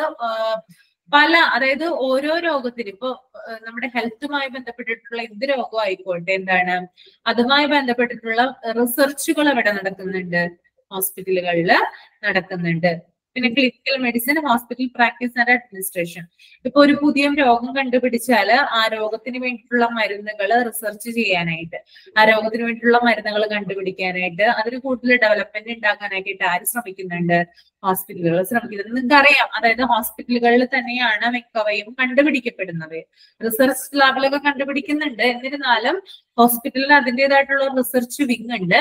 അവരായിരിക്കും എന്താ, ഇപ്പൊ അവരുടെ ഹോസ്പിറ്റലിൽ ആരെങ്കിലും എന്തെങ്കിലും ഒരു പുതിയൊരു രോഗവുമായിട്ട് അഡ്മിറ്റ് ആയെന്ന് വിചാരിക്കാം. ഓക്കെ, അഡ്മിറ്റ് ആയെന്ന് വിചാരിച്ചു കഴിഞ്ഞാൽ അഡ്മിറ്റ് ആവുകയാണെങ്കിൽ പുതിയൊരു രോഗമാണ്, ഇതുവരെ റിപ്പോർട്ട് ചെയ്യപ്പെടാത്തൊരു രോഗമാണ്. അപ്പൊ സിംറ്റംസും കാര്യങ്ങളൊക്കെ ഡിഫറെന്റ് ആയിരിക്കുമല്ലോ. ഇതുവരെ കാണാത്ത സിംറ്റംസ് ഒക്കെ ആണെങ്കിൽ എന്ത് ചെയ്യും, ആ ഒരു റിസർച്ച് വിങ് വന്നിട്ട് എന്ത് ചെയ്യും, രോഗിയെ നല്ല രീതിയിൽ പരിശോധിക്കും. പരിശോധിച്ചതിന് ശേഷം ആളുടെ ഫ്ലൂയിഡ്, സ്രവ് എടുക്കും. സ്രവ് എടുത്ത് കഴിഞ്ഞിട്ട് ലാബിൽ ടെസ്റ്റ് ചെയ്യും. അങ്ങനെയാണ് എന്ത് ചെയ്യുന്നത്, ഡെവലപ്മെന്റ്സ് ഉണ്ടാക്കി എന്ത് ചെയ്യുന്നത്, എന്തെങ്കിലും രോഗമാണെങ്കിൽ, പുതിയ രോഗങ്ങളൊക്കെ ആണെങ്കിൽ ഇങ്ങനെയാണ് കണ്ടുപിടിക്കുന്നത്. ഹോസ്പിറ്റലിൽ തന്നെ റിസർച്ച് വിങ് ഉണ്ടാവും, അവരുടെ നേതൃത്വത്തിലാണ് എന്ത് ചെയ്യുന്നത്, ഈ രോഗം എന്താണ്, ഇതിനുള്ള കാരണങ്ങൾ ഒക്കെ ചൂണ്ടിക്കാണിച്ച് കണ്ടുപിടിക്കപ്പെടുന്നത് അങ്ങനെയാണ്. അപ്പൊ റിസർച്ച് എന്ന് പറയുന്നത് എന്താണ്, ഹോസ്പിറ്റലിന്റെ ഒരു ഫംഗ്ഷൻ തന്നെയാണ്. ഓക്കെ, അത്രയും കാര്യങ്ങളാണ് ഇൻട്രാമ്യൂറൽ ഫംഗ്ഷനിൽ വരുന്നത് കേട്ടോ. ഇനി നെക്സ്റ്റ് വൺ എന്ന് പറയുന്നത് എക്സ്ട്രാമ്യൂറൽ ഫംഗ്ഷൻ ആണ് കേട്ടോ. അതായത് ഹോസ്പിറ്റലിന്റെ പുറത്ത് കൊടുക്കുന്ന ഫംഗ്ഷൻ എന്തൊക്കെയാണെന്ന് നോക്കാം നമുക്ക്. എക്സ്ട്രാമ്യൂറൽ ഫംഗ്ഷനിൽ ആദ്യം വരുന്നത് ഔട്ട് പേഷ്യന്റ് സർവീസസ് ആണ്. ഔട്ട് പേഷ്യന്റ് സർവീസ് നിങ്ങൾക്ക് അറിയാം എന്താണ്, അതായത് പുറത്തു നിന്ന് ഒരു കൂട്ടം രോഗികൾ വരുന്നു, അവർക്ക് വേണ്ടിയുള്ള ചികിത്സ കൊടുക്കുന്നു. അതാണ് എന്ത്, ഔട്ട് പേഷ്യന്റ് സർവീസ്. നമുക്കിപ്പോ ഒരു രോഗം വന്നു കഴിഞ്ഞാൽ, പനിയോ ചുമയോ വന്നു കഴിഞ്ഞാൽ നമ്മൾ നേരെ നമ്മുടെ തൊട്ടടുത്തുള്ള ഹോസ്പിറ്റലിൽ പോകുന്നു, ഒപ്പിച്ചിട്ടെടുക്കുന്നു, ഫീസ് അടക്കുന്നു, ഡോക്ടറെ കാണുന്നു, മരുന്ന് മേടിക്കുന്നു, തിരിച്ചു വരുന്നു. അതെന്താണ്, ഔട്ട് പേഷ്യന്റ് സർവീസ് ആണ് അല്ലെ. അപ്പൊ അതെന്ന് പറയുന്നത് എക്സ്ട്രാമ്യൂറൽ ഫംഗ്ഷനിലാണ് കേട്ടോ വരുന്നത്. ഔട്ട് പേഷ്യന്റ് സർവീസ് എന്ന് പറയുന്നത് ഹോസ്പിറ്റലിന്റെ എക്സ്ട്രാമ്യൂറൽ ഫംഗ്ഷനിൽ വരുന്ന ഒന്നാണ്. ഇനി രണ്ടാമത്തേത് ഹോം കെയർ സർവീസസ് ആണ് കേട്ടോ. ഹോം കെയർ സർവീസസ് എന്ന് പറഞ്ഞാല് വീടുകളിലൊക്കെ ചെന്നിട്ട് എന്ത് ചെയ്യുന്നുണ്ട്, ഡോക്ടേഴ്സും നഴ്സസും ഒക്കെ എന്ത് ചെയ്യുന്നുണ്ട്, ആളുകളെ ട്രീറ്റ് ചെയ്യുന്നുണ്ട്. അതെന്താണ്, ഹോസ്പിറ്റലിന്റെ എക്സ്ട്രാമ്യൂറൽ ഫംഗ്ഷനിൽ വരുന്നതാണ്. പിന്നെ മൊബൈൽ ക്ലിനിക്സ് അല്ലെ, മൊബൈൽ ആശുപത്രികൾ അല്ലെ. ഇപ്പൊ മൊബൈൽ ആംബുലൻസിലൊക്കെ എന്താണ്, ഡോക്ടറും നഴ്സൊക്കെ എന്താണ് സഞ്ചരിച്ചിട്ട് എന്ത് ചെയ്യും, ട്രാവൽ ചെയ്തിട്ട് ഓരോ ലൊക്കേഷനിൽ എത്തിയിട്ട് രോഗികളെ പരിശോധിച്ച് എന്ത് ചെയ്യും, അവർക്ക് വേണ്ടിയുള്ള മരുന്നുകളും കാര്യങ്ങളും കൊടുക്കുന്നു. ഓക്കെ, അങ്ങനെ മൊബൈൽ ക്ലിനിക്സുകൾ എന്ന് പറയുന്നത് ഹോസ്പിറ്റലിന്റെ എക്സ്ട്രാമ്യൂറൽ ഫംഗ്ഷനിൽ വരുന്നതാണ്. പിന്നെ ഡേ കെയർ സെന്റർ കേട്ടോ. ഡേ കെയർ സെന്റർ എന്ന് പറഞ്ഞാൽ എന്താണ്, അതായത് ഒരു എന്താ പറയാ, ഒരു നിശ്ചിത ആളുകൾ ഒരു നിശ്ചിത പ്രദേശത്തൊക്കെ നോക്കാൻ വേണ്ടിയിട്ട് എന്ത് ചെയ്യും, സെറ്റപ്പ് ചെയ്യുന്ന ഒരു പരിപാടിയാണത്. അതായത് ഇത്ര ഡോക്ടേഴ്സ്, ഇത്ര നഴ്സുമാരെന്ന രീതിയിൽ ഓരോ സ്ഥലത്ത് എന്ത് ചെയ്യും, ക്യാമ്പ് ചെയ്തിട്ട് അവരുടെ ഉള്ള രോഗികൾ എന്ത് ചെയ്യും, പരിശോധിക്കുന്ന ഒരു ഇതാണ് കേട്ടോ. ഇനി നൈറ്റ് ഹോസ്പിറ്റൽ എന്ന് പറഞ്ഞാല് രാത്രി മാത്രം പ്രവർത്തിക്കുന്ന ചില ഹോസ്പിറ്റലുകളുണ്ട്. അതെന്ന് പറഞ്ഞാൽ എന്താണ്, ഹോസ്പിറ്റലിന്റെ എക്സ്ട്രാമ്യൂറൽ ഫംഗ്ഷനിൽ വരുന്നതാണ് കേട്ടോ. നൈറ്റ് ഹോസ്പിറ്റല് രാത്രി മാത്രം പ്രവർത്തിക്കുന്ന ഹോസ്പിറ്റലാണ് കേട്ടോ. ഇനി മെഡിക്കൽ കെയർ ക്യാമ്പ്സ് എന്ന് പറഞ്ഞാല് ക്യാമ്പുകൾ നടത്തുക, അതായത് റൂറൽ ഏരിയയിൽ അല്ലെ, ഗ്രാമപ്രദേശങ്ങളിലെ ജനങ്ങൾക്ക് കൂടുതൽ ബെനിഫിറ്റ് കിട്ടാൻ വേണ്ടിയിട്ട് എന്താണ് ഇവര് ക്യാമ്പുകൾ, ഹോസ്പിറ്റലിലെ ഒരു വിങ് എന്ത് ചെയ്യും, ഒരു സ്ഥലത്ത് ക്യാമ്പ് നടത്തും. ആ ക്യാമ്പില് ഡോക്ടേഴ്സ് ഉണ്ടാവും, നഴ്സസ്മാരുണ്ടാകും. ക്യാമ്പില് ആ ഗ്രാമത്തിലുള്ള ആളുകൾ, നിങ്ങൾ മൂവിയിലൊക്കെ കണ്ടിട്ടില്ലേ, ഗ്രാമത്തിലുള്ള ആളുകൾ വന്നിട്ട് എന്ത് ചെയ്യും, ആ ക്യാമ്പിൽ വന്നിട്ട് എന്ത് ചെയ്യും, പരിശോധനയ്ക്ക് വിധേയമാകും. തുടർന്ന് ഡോക്ടർമാര് എന്തെങ്കിലും ടെസ്റ്റുകളൊക്കെ എഴുതി കൊടുക്കുന്നു. പിന്നെ ഓപ്പറേഷൻ ഒക്കെ ചെയ്യാനുണ്ടെങ്കിൽ അതിന് വേണ്ടിയിട്ടുള്ള കാര്യങ്ങളൊക്കെ പറഞ്ഞു കൊടുക്കുന്നു. ഈ ഒരു ക്യാമ്പിൽ പങ്കെടുത്തുകൊണ്ട് അതിന് എന്ത് ചെയ്യാം, ഇളവ് ലഭിച്ചേക്കാം. അപ്പൊ അവരുടെ ടെസ്റ്റുകൾക്കും അതുപോലെ ഓപ്പറേഷനൊക്കെ എന്ത് ചെയ്യും, ചിലപ്പോ ചില ഇളവുകൾ ലഭിച്ചേക്കാം, ഡിസ്കൗണ്ട് കൊടുത്തേക്കാം, ഇങ്ങനെ ക്യാമ്പിൽ പങ്കെടുത്തുകൊണ്ട് കേട്ടോ. അപ്പൊ ഇതൊക്കെ എന്താണ്, out patient service, home care service, mobile clinics, day care centre, night hospital, medical care camps ഒക്കെ എന്താണ് ഹോസ്പിറ്റലിന്റെ എക്സ്ട്രാമ്യൂറൽ ഫംഗ്ഷൻ വരുന്നതാണ്. ഓക്കെ, ഈ ഒരു ചാപ്റ്റർ തീർന്നു കേട്ടോ. ഈ ചാപ്റ്ററിൽ നിങ്ങൾക്ക് വേറെ എന്തെങ്കിലും ഡൗട്ട് ഉണ്ടോ ഇനി? ഇല്ലല്ലേ?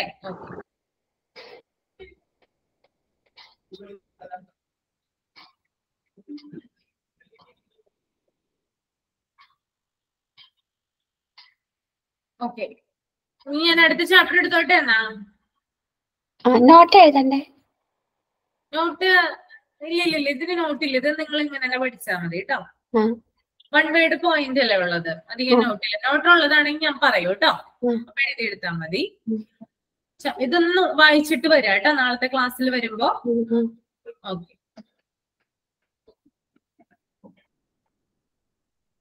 ചാപ്റ്റർ 4 ആണ് ക്ലാസിഫിക്കേഷൻ ഓഫ് ഹോസ്പിറ്റൽസ് ആണ് കേട്ടോ. ക്ലാസിഫിക്കേഷൻ ആണ്, ഹോസ്പിറ്റലിലെ ക്ലാസിഫിക്കേഷൻസ് ആണ് പറയുന്നത്, ശ്രദ്ധിച്ചിരിക്കാം. There are different types of hospital and each type has its own characteristics, strength and limitations. Owing to variation in types, it is necessary to classify to understand its type. അതായത് പലതരത്തിലുള്ള hospitals ഉണ്ട്. Okay, അതായത് ഓരോന്നും അതിൻ്റെതായ ഇതിലെന്ത് ചെയ്യുന്നു, വ്യത്യാസപ്പെട്ടിരിക്കുന്നു. ഓരോന്നിനും ഓരോ ഇതിൻ്റെതായിട്ടുള്ള പ്രത്യേകതകളാണ്, ഓരോ ക്യാരക്ടറിസ്റ്റിക്സ് ആണ് ഓരോ ഹോസ്പിറ്റലിനും ഉള്ളത്.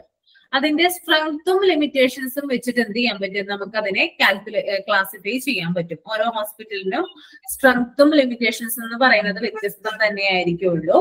അപ്പോ അതിന്റെ അടിസ്ഥാനത്തിൽ നമുക്ക് ഹോസ്പിറ്റലുകളെ പലതായിട്ട് തിരിക്കാം. ഞാനൊന്നും കൂടി പറയാം. എല്ലാ ഹോസ്പിറ്റലുകളും ഡിഫറെന്റ് ടൈപ്പ് ഓഫ് ഹോസ്പിറ്റലാണ്. എല്ലാരും ഒരേപോലെ അല്ല ഉള്ളത്. എല്ലാവരും എന്താണ്, ഓരോ ഹോസ്പിറ്റലും അതിന്റെ സ്ട്രെങ്ത്തും ലിമിറ്റേഷൻസും ഒക്കെ വെച്ചിട്ട് എന്താണ്, വ്യത്യസ്തമായിട്ടുള്ള ഒന്നാണ്. അപ്പോ അതിന്റെ അടിസ്ഥാനത്തിൽ അതിനെ പലതായിട്ട് ക്ലാസിഫൈ ചെയ്തിട്ടുണ്ട്. അങ്ങനെ ക്ലാസിഫൈ ചെയ്യുമ്പോൾ നമുക്ക് നോക്കാം എങ്ങനെയാണെന്ന് കേട്ടോ.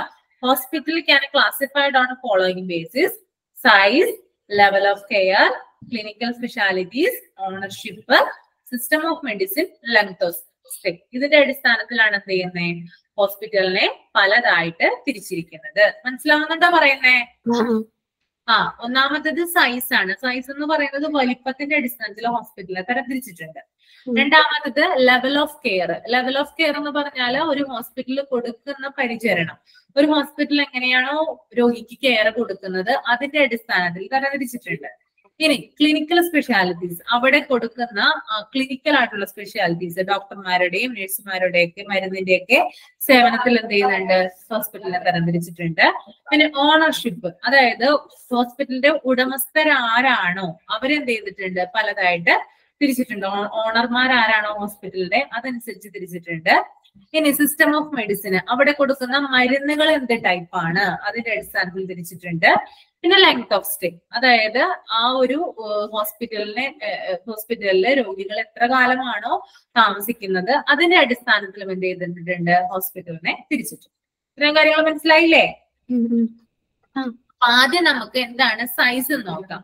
സൈസിന്റെ ബേസിൽ എങ്ങനെയാണ് ഹോസ്പിറ്റലിനെ തരം തിരിച്ചിട്ടുള്ളതെന്ന് നമുക്ക് നോക്കാം കേട്ടോ. ഓക്കെ, ഇപ്പൊ Size of the hospital is generally measured by number of inpatient beds it offers. On the basis of size, a hospital can be classified as small hospital, mid-sized hospital, or a large hospital. അതായത് ഒരു ഹോസ്പിറ്റലിന്റെ size എങ്ങനെയാണ് നിർണ്ണയിക്കുന്നത്, എങ്ങനെയാണ് നമ്മൾ measure ചെയ്യുന്നത് ഒരു ഹോസ്പിറ്റലിന്റെ സൈസ്?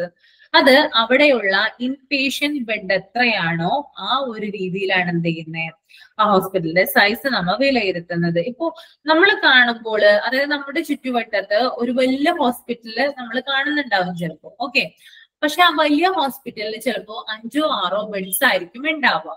ഓക്കെ, ആ സമയത്ത് തന്നെ എന്താണ്, ആ ഒരു കുറച്ച് അകലെ അതായത് നിങ്ങളുടെ തൊട്ടടുത്തൊരു ഹോസ്പിറ്റലിൽ ഇമാജിൻ ചെയ്യുക കേട്ടോ. ഒരു വലിയ ഹോസ്പിറ്റലാണെന്ന് വെക്കുക, അവിടെ ഒരു 5 or 6 ബെഡ്സ് ഉള്ളൂ. ഇനി അതിന്റെ തൊട്ടപ്പുറത്ത് കുറച്ച് മാറിയിട്ട് ഒരു ചെറിയ ഹോസ്പിറ്റൽ ഉണ്ട്, പക്ഷെ അവിടെ ഒരു 15 ബെഡ്സ് ഉണ്ട്. അപ്പൊ ഇതിനകത്ത് ഏത് ഹോസ്പിറ്റലാ വലുത്? ഏത് ഹോസ്പിറ്റലാ വലുത്? 15 ബെഡ്സ് ഉള്ള ഹോസ്പിറ്റലാണ് ഇവിടെ വലുത് കേട്ടോ. അതായത് ഒരു ഹോസ്പിറ്റലിൽ എത്ര ബെഡ്സ് ആണോ ഉള്ളത് അതിന്റെ അടിസ്ഥാനത്തിലാണ് അതിന്റെ സൈസ് നിർണ്ണയിക്കപ്പെടുന്നത്. ഓക്കെ, ഇൻപേഷ്യന്റ് ബെഡ് എത്രയാണോ അതിന്റെ അടിസ്ഥാനത്തിലാണ് അതിന്റെ സൈസ് മെഷർ ചെയ്യുന്നത്. ഓക്കെ, അപ്പോ ഞാൻ പറഞ്ഞു വലിയ ഹോസ്പിറ്റലിൽ ചിലപ്പോ 5 or 6 ബെഡ്സ് ഉണ്ടാവുള്ളൂ, പക്ഷെ ചെറിയ ഹോസ്പിറ്റലിൽ 15 ബെഡ്സ് ഒക്കെ ഉണ്ടാകും. അപ്പൊ അതിന് അങ്ങനെ നോക്കുമ്പോൾ ആ 2 ഹോസ്പിറ്റൽ വെച്ച് നോക്കുമ്പോൾ അതിനകത്ത് ചെറിയ ഹോസ്പിറ്റലാണ് എന്ത് ചെയ്യുന്നത്, സൈസിന്റെ അടിസ്ഥാനത്തിൽ വലുതായിട്ടിരിക്കുന്നത്. കാരണം സൈസ് ഇവിടെ കണക്കാക്കുന്നത് നമ്പർ ഓഫ് ഇൻപേഷ്യന്റ് ബെഡ്സിന്റെ അടിസ്ഥാനത്തിലാണെന്ന് ഓർത്തിരിക്കുക കേട്ടോ. ഓക്കെ, ഇനി a hospital can be classified as small hospital, mid-sized hospital, or a large hospital. അങ്ങനെ ഈ സൈസിന്റെ അടിസ്ഥാനത്തിൽ എന്ത് ചെയ്തിട്ടുണ്ട്, ഹോസ്പിറ്റലിനെ സ്മോൾ ഹോസ്പിറ്റൽ എന്നും മിഡ്-സൈസ്ഡ് ഹോസ്പിറ്റൽ എന്നും ലാർജ് ഹോസ്പിറ്റൽ എന്നും 3ആയിട്ട് തിരിച്ചിട്ടുണ്ട്. ഓക്കെ, ഇനി എന്താണ് സ്മോൾ ഹോസ്പിറ്റൽ എന്ന് നോക്കാം. Small hospital. The hospital with approximately 30 or less beds are generally recognized as small hospital. Small hospitals have limited resource and do not offer highly end care. Majority of the hospitals in India are small hospitals, especially in suburban and rural areas. It is a common practice in small hospitals to outsource various services such as laboratory, radiology, and pharmacy. Emergency care, intensive care, and surgical care facilities are usually at a very basic level in small hospitals. എന്താ പറയുന്നേ, അതായത് ഒരു small hospital എന്ന് പറയുന്നത് 30 or less beds ആണ്. ഒന്നില്ലെങ്കിൽ 30 അല്ലെങ്കിൽ അതിൽ കുറവോ താഴെയുള്ള ബെഡുകളുള്ള ഹോസ്പിറ്റലാണ് എന്ത് പറയുന്നേ, സ്മോൾ ഹോസ്പിറ്റൽ എന്ന് പറയുന്നത് കേട്ടോ. 30 അതിൽ കുറവോ ഉള്ള ബെഡുകളുള്ള ഹോസ്പിറ്റലാണ് സ്മോൾ ഹോസ്പിറ്റൽ എന്ന് പറയുന്നത്. Small hospitals have limited resource and do not offer highly end care. അതായത് സ്മോൾ ഹോസ്പിറ്റൽ എന്ന് പറഞ്ഞാൽ എന്താണ്, ലിമിറ്റഡ് ആയിട്ടുള്ള റിസോഴ്സസ് ആയിരിക്കും അവിടെ ഉണ്ടാവുക. അവിടുത്തെ വിഭവങ്ങൾ, അതായത് അവിടുത്തെ ഉപകരണങ്ങളായാലും അവിടെയുള്ള നഴ്സുമാരായാലും ഡോക്ടേഴ്സ് ഒക്കെ ആയാലും തന്നെ എന്താണ്, വളരെ കുറച്ച് മാത്രമേ എവിടെ ഉണ്ടാവുള്ളൂ, സ്മോൾ ഹോസ്പിറ്റലിൽ നമുക്ക് കാണാനായിട്ട് സാധിക്കുള്ളൂ കേട്ടോ. അവിടെയുള്ള വിഭവങ്ങൾ എന്ന് പറയുന്നത് ഇവരെയൊക്കെയാണെന്നല്ലോ, ഡോക്ടർ, നഴ്സ്, എക്യുപ്മെന്റ്സ്, മെഡിസിൻസ്, ഇതൊക്കെ എന്ത് തന്നെയായിരിക്കും, ലിമിറ്റഡ് ആയിരിക്കുള്ളൂ കേട്ടോ. അപ്പൊ ലിമിറ്റഡ് റിസോഴ്സസ് ആയിരിക്കും അവിടെ ഉണ്ടായിരിക്കാം. ഇനി and do not offer highly end care, അതായത് വളരെ നല്ല രീതിയിലുള്ള, വളരെ നല്ല കെയർ ഒന്നും എന്ത് ചെയ്യുന്നില്ല, അവർ ഓഫർ ചെയ്യുന്നില്ല. ഭയങ്കര ഹൈലി ആയിട്ടുള്ള കെയർ, അതായത് ഉയർന്ന നിലവാരത്തിലുള്ള പരിചരണം ഒന്നും രോഗിക്ക് അവിടെ നിന്ന് ലഭിക്കുന്നില്ല. ഓക്കെ. ഇനി majority of the hospitals in India are small hospitals. നമ്മുടെ ഇന്ത്യയില് മെജോറിറ്റിയും ഹോസ്പിറ്റൽസ് എന്ത് തന്നെയാണ്, സ്മോൾ ഹോസ്പിറ്റലാണ്. ഞാൻ പറഞ്ഞു ഇന്ത്യ എന്ന് പറയുന്നത് ധാരാളം ഗ്രാമങ്ങളുള്ള ഒരു രാജ്യമാണ് അല്ലെ. അപ്പൊ അവിടേക്ക് എന്ന് പറഞ്ഞാല് വലിയ വലിയ ഹോസ്പിറ്റലുകളൊന്നും നമുക്ക് കിട്ടാനായിട്ട് സാധിക്കില്ല. ഗ്രാമപ്രദേശങ്ങളിലൊക്കെ പോയിട്ട് നമുക്ക് വലിയ വലിയ മൾട്ടി സ്പെഷ്യാലിറ്റി ഹോസ്പിറ്റൽസ് പണിയാനായിട്ട് സാധിക്കോ? ഇല്ല. അപ്പൊ എന്താണ്, നമ്മുടെ ഇന്ത്യയില് കൂടുതലും ഹോസ്പിറ്റലുകൾ എന്ന് പറയുന്നത് എന്ത് തന്നെയാണ്, സ്മോൾ ഹോസ്പിറ്റലാണ്. അതെന്താന്ന് പറഞ്ഞാല് ഈ ഒരു ചെറിയ ചെറിയ ഗ്രാമപ്രദേശങ്ങളായതുകൊണ്ടാണ് ഇങ്ങനെ സ്മോൾ ഹോസ്പിറ്റൽ കൂടുതലായിട്ട് കാണപ്പെടുന്നത് കേട്ടോ. ഓക്കെ. ഇനി especially in suburban and rural areas it is a common practice in small hospital to outsource various service such as laboratory, radiology and pharmacy. Okay. അതായത് നമുക്ക് ഈ സ്മോൾ ഹോസ്പിറ്റൽ എന്താ കാണാൻ സാധിക്കുക, അതായത് മെജോറിറ്റിയും കാര്യങ്ങൾ എന്താ ചെയ്യുന്നത്, സ്മോൾ ഹോസ്പിറ്റലിൽ ഔട്ട്സോഴ്സ് ചെയ്യുന്നത് കേട്ടോ. അതായത് നമ്മളിപ്പോ ഒരു സ്മോൾ ഹോസ്പിറ്റലിൽ ചെന്ന് കഴിഞ്ഞാൽ നമ്മളിപ്പോ ഡോക്ടറെ കണ്ടെന്ന് വിചാരിക്കാം. ഡോക്ടറെ കണ്ടിട്ട് നമ്മൾക്ക് മെഡിസിൻസ് തരിക, അല്ല നമ്മൾക്ക് പ്രിസ്ക്രിപ്ഷൻ തരികയാണ്. ഇപ്പൊ ടെസ്റ്റ്, ചിലപ്പോൾ നമുക്ക് ബ്ലഡ് ടെസ്റ്റ് ചെയ്യാനുണ്ടാവും, ചിലപ്പോ മരുന്നൊക്കെ മേടിക്കാനുണ്ടാവും. അപ്പൊ ഇങ്ങനെയുള്ള ഒരു അവസ്ഥയിൽ എന്താ ചെയ്യുന്നത്, അതായത് ഈ ഒരു സ്മോൾ ഹോസ്പിറ്റലിന്റെ പരിമിതി എന്ന് പറഞ്ഞാൽ എന്താണ്, വളരെ ചെറുതാണ്, റിസോഴ്സസ് ഒക്കെ വളരെ കുറവാണ്. അതുകൊണ്ട് തന്നെ ഇപ്പോ ഒരു ബ്ലഡ് ടെസ്റ്റിനായാൽ പോലും അല്ലെങ്കിൽ ചില മരുന്നുകൾക്കായാൽ പോലും എന്താണ്, ഇവരെന്താ ചെയ്യുന്നത്, ഇവിടെയുള്ള ഡോക്ടർമാർ എന്ത് ചെയ്യും, പുറത്തേക്ക് എഴുതി തരാണ് ചെയ്യുന്നത് കേട്ടോ. ഓക്കെ. മനസ്സിലാവുന്നുണ്ടോ പറയുന്നേ? മനസ്സിലാവുന്നുണ്ടോ?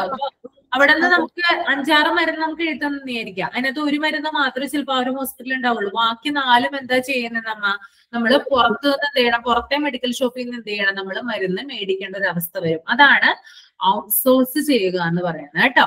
ഇനി ബ്ലഡ് ടെസ്റ്റ് ആണെങ്കിലും എക്സ്റേ ഒക്കെ നമുക്ക് എഴുതി തരുമ്പോൾ ആ ഹോസ്പിറ്റലിൽ അതിനുള്ള സംവിധാനം ഉണ്ടാവില്ല. അതുകൊണ്ട് എന്ത് ചെയ്യേണ്ടി വരും, നമ്മള് പുറത്തു പോയിട്ട് എന്ത് ചെയ്യേണ്ടി വരും, ബ്ലഡ് ടെസ്റ്റ് എടുക്കേണ്ടി വരും, അല്ലെങ്കിൽ എക്സ്റേ എടുക്കേണ്ട ആവശ്യമൊക്കെ വരും. അതാണ് ഇവിടെ പറയുന്നത് ഔട്ട്സോഴ്സ് ചെയ്യുന്നതെന്ന് പറയുന്നത്. ലബോറട്ടറി സർവീസ് ആയാലും റേഡിയോളജി ആയാലും ഫാർമസി ആയാലും മരുന്നായാലും ബ്ലഡ് ടെസ്റ്റ് ആയാലും സ്കാൻ ചെയ്യുന്നതായാലും ഒക്കെ എന്ത് തന്നെയാണ്, ഇവരെന്താ ചെയ്യുന്നത്, പുറത്തേക്കാണ് വിടുന്നത്, പുറത്തേക്ക് എഴുതി തരുകയാണ് ഇവര് ചെയ്യുന്നത്. അതാണ് ഔട്ട്സോഴ്സ് ചെയ്യാന്ന് പറയുന്നത് അർത്ഥം കേട്ടോ. ഇനി emergency care, intensive care and surgical care facilities are usually at A very basic level in small hospital. ഇനി എമർജൻസി കെയർ ആയാലും ഇന്റൻസീവ് കെയർ ആയാലും അങ്ങനെയുള്ള സർജിക്കൽ ഫെസിലിറ്റീസ് ഒക്കെ എന്താണ്, വളരെ ബേസിക് ലെവലിൽ മാത്രമേ എന്ത് ചെയ്യുള്ളൂ, സ്മോൾ ഹോസ്പിറ്റലില് നമുക്ക് കിട്ടുള്ളൂ.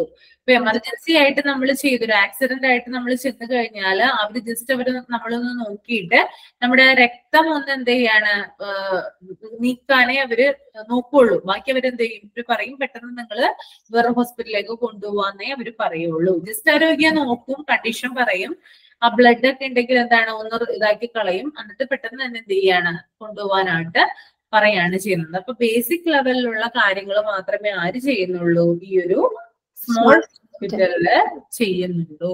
ഓക്കെ, മനസ്സിലായോ പറഞ്ഞത്? ഓക്കെ, അപ്പൊ ഒന്ന് പറഞ്ഞു നിങ്ങൾ എന്തൊക്കെ പോയിന്റ് ഞാൻ പറഞ്ഞേ സ്മോൾ ഹോസ്പിറ്റലിനെ കുറിച്ചിട്ട്.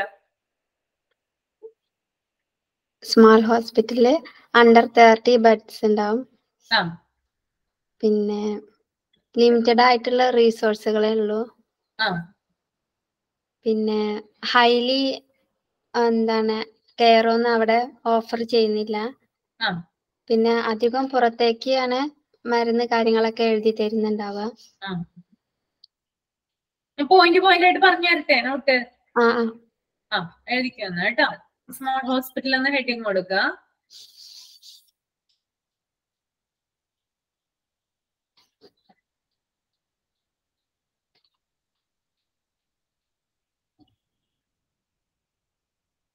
The hospital with approximately 30 or less beds.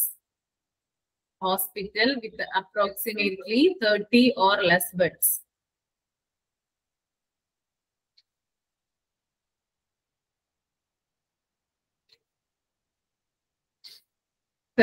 or less beds.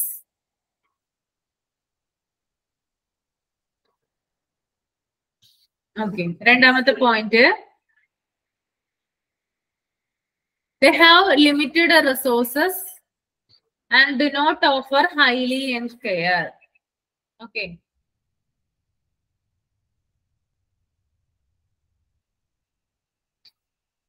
They have limited resources and do not offer highly end care.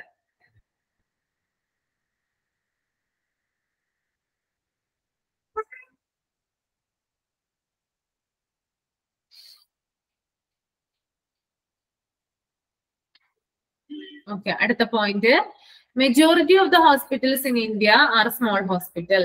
Majority of the hospital in India are small hospital.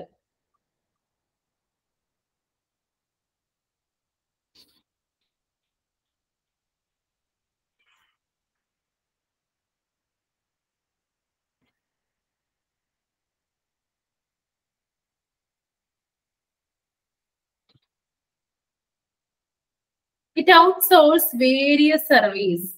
It outsources various services such as laboratory, radiology, and pharmacy. It outsources various services such as laboratory, radiology, and pharmacy.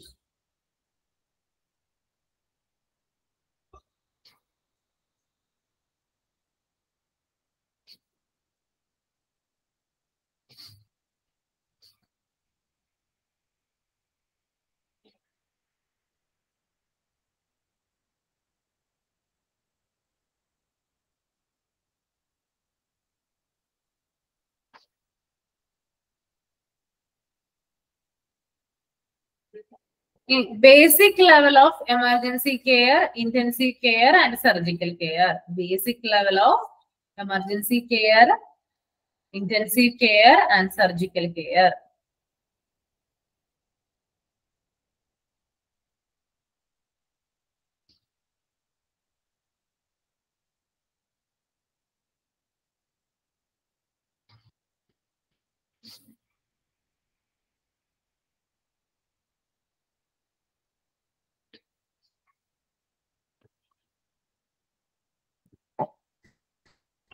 കഴിഞ്ഞില്ലേ? എഴുതി കഴിഞ്ഞായിരുന്നോ? Okay, ഇനി അടുത്തത് എടുക്കാൻ പോവാണ് കേട്ടോ. Mid sized hospital കേട്ടോ. നമ്മളിപ്പോ പറഞ്ഞത് സ്മോൾ ആണ്. സ്മോൾ എന്ന് പറഞ്ഞാൽ ചെറിയ ഹോസ്പിറ്റൽ. ഇനി അടുത്തത് വരുന്നത് മിഡ് സൈസ്ഡ് ആണ്. ഇടത്തരം ഹോസ്പിറ്റൽ കേട്ടോ, മിഡിൽ ആയിട്ട് നിൽക്കുന്നത്. അതെന്താണെന്ന് നമുക്ക് നോക്കാം. Mid sized. Mid-sized hospitals typically having 30 to 100 beds are also very popular in India. They have more resources than small hospitals and are better equipped to provide complex services. However, they are not so comprehensive as large hospitals. They generally offer reasonable level of emergency and intensive care, and we have most of the clinical support service such as diagnostic as an in-house service, Non-clinical service such as food service, laundry, housekeeping, etc. are usually outsourced in a mid-sized hospital. അതായത് mid sized hospital എന്ന് പറഞ്ഞാൽ 30 to 100 beds വരെയാണ് ഇവിടെ ഉള്ളത്. Mid sized hospital നമുക്ക് കാണാനായിട്ട് സാധിക്കുന്ന bed availability കേട്ടോ. 30 തുടങ്ങി 100 കിടക്കകൾ വരെയാണ് നമ്മൾക്ക് മിഡ് സൈസ്ഡ് ഹോസ്പിറ്റലിൽ ചെന്നാല് കാണാനായിട്ട് സാധിക്കും. ഓക്കെ, ഇനി ഇതിന്റെ വേറൊരു പ്രത്യേകത എന്ന് പറഞ്ഞാല് വെരി പോപ്പുലർ ഇൻ ഇന്ത്യ. നമ്മൾ നേരത്തെ എന്താ ഒരു പോയിന്റ് പറഞ്ഞ സ്മോൾ ഹോസ്പിറ്റലില് ഓർമ്മയുണ്ടോ? എന്താ പറഞ്ഞേ? ഏറ്റവും കൂടുതൽ സ്മോൾ ഹോസ്പിറ്റൽസ് ആണ്. മെജോറിറ്റി ഓഫ് ദ ഹോസ്പിറ്റൽ എന്താണ് in India are small hospital. എന്നാല് ഏറ്റവും കൂടുതലുള്ളത് സ്മോൾ ഹോസ്പിറ്റലാണ്. എന്നാല് ഇന്ത്യയില് വളരെ പോപ്പുലർ ആയിട്ടുള്ള ഹോസ്പിറ്റൽ ഏതാന്ന് വെച്ചാൽ അത് മിഡ് സൈസ്ഡ് ആണ് കേട്ടോ. രണ്ടും തമ്മിൽ ഡിഫറൻസ് ഉണ്ടെന്ന് ഓർത്ത് വെക്കുക. ഇന്ത്യയിൽ ഏറ്റവും കൂടുതൽ പോപ്പുലർ ആയിട്ടുള്ള ആളുകൾ ഏറ്റവും കൂടുതൽ ഉപയോഗിക്കുന്ന ഹോസ്പിറ്റൽ എന്ന് പറയുന്നത് മിഡ് സൈസ്ഡ് ഹോസ്പിറ്റൽ ആണ് കേട്ടോ. അതാണ് ഇവിടെ പറയുന്നത്. Also very popular in India. മറ്റേത് മെജോറിറ്റി ആണ്, സ്മോൾ മെജോറിറ്റി ആണ്. എന്നാൽ മിഡ് സൈസ്ഡ് വരുമ്പോ പോപ്പുലർ ആവും കേട്ടോ. ഓക്കെ, മനസ്സിലായില്ലേ? Popular in India. They have more resources than. ഇവിടെ ദാനാണ് കേട്ടോ, ദെന്നല്ല ദാൻ എന്നാണ്, മിസ്റ്റേക്ക് ഉണ്ട്. They have more resources than small hospitals and are better equipped to provide complex services. അതായത് ഇവിടെ നമുക്ക് കാണാനായിട്ട് സാധിക്കുന്നത് സ്മോൾ ഹോസ്പിറ്റലിനേക്കാളും എന്താണ് കുറച്ചുകൂടി റിസോഴ്സസ് എവിടെ നമുക്ക് കാണാൻ സാധിക്കും? ഈ ഒരു ഹോസ്പിറ്റലിൽ കാണാനായിട്ട് സാധിക്കും. ഇപ്പൊ ഡോക്ടർമാരായാലും നഴ്സുമാരായാലും എക്യുപ്മെന്റ്സ് ആയാലും ഒക്കെ എന്താണ് എവിടെയാണ് കൂടുതൽ? സ്മോളിനേക്കാളും മിഡ് സൈസില് കൂടുതലായിട്ട് കാണാനായിട്ട് സാധിക്കും. ഇനി ബെറ്റർ എക്യുപ്പേർഡ് ടു കോംപ്ലക്സ് സർവീസ്. സങ്കീർണമായിട്ടുള്ള കാര്യങ്ങൾ, ഇപ്പൊ ആക്സിഡന്റ് ഒക്കെ വരുന്ന പേഷ്യൻസ് ഒക്കെ ആണെങ്കിൽ അവരെ കുറച്ചുകൂടി നോക്കാനായിട്ട് സാധിക്കും അവിടെയുള്ള സർവീസസ് വെച്ചുകൊണ്ട്. However they are not as so comprehensive as large. പക്ഷെ എന്നിരുന്നാലും ഇത് ലാർജ് ഹോസ്പിറ്റലിന്റെ അത്ര എന്തല്ല, അത്ര ഒരു എന്താ പറയാ ഇതല്ല. അതായത് അത്രയധികം ഒരു വലിയൊരു ഹോസ്പിറ്റലില് കൊടുക്കുന്ന സർവീസസ് ഒന്നും ആര് കൊടുക്കുന്നില്ല? മിഡ് സൈസ്ഡ് ഹോസ്പിറ്റലില് കൊടുക്കുന്നില്ല. ഓക്കെ, ഇത് generally offer reasonable level of emergency and intensive care and will have most of the clinical support service such as diagnostic and house service. അതായത് ഇവിടെ പറയുന്നത് അവരെന്താണ് reasonable level of emergency care ആണ് ആര് കൊടുക്കുന്നത്? ഈ ഒരു മിഡ് സൈസ്ഡ് ഹോസ്പിറ്റലിൽ കൊടുക്കുന്നത്. ഓക്കെ, ഇനി അവിടെ എന്താണ് നമുക്ക് കാണാനായിട്ട് സാധിക്കാം?